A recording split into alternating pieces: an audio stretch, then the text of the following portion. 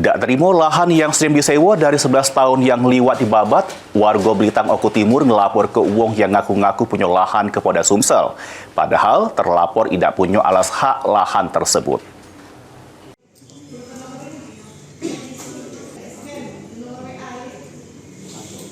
Didampingi kuasa hukumnya, Made Rejane, warga Belitang Oku Timur ini membuat laporan di SPKT Polda Sumsel. Juru pasal tentang pemalsuan surat sama pengurusan lahan yang sudah disewanya dari 11 tahun yang lewat di Desa Sumberrejo Belitang 3 Oku Timur.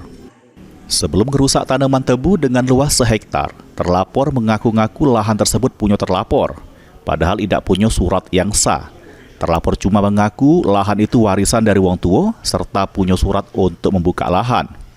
Padahal pemilik lahan punya surat hak milik yang sah.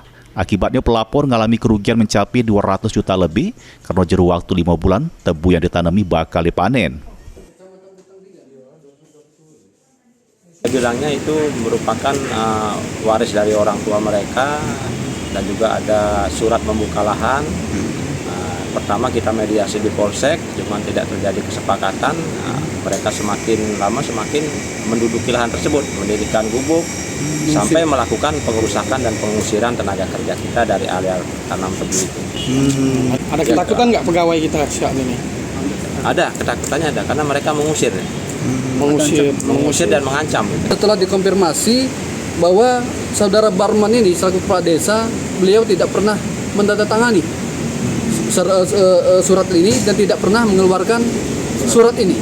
Dan begitu juga dengan keterangan dari camat sekarang bahwa tanggal surat ini dibuat tahun 79 di Kecamatan Belitang 3.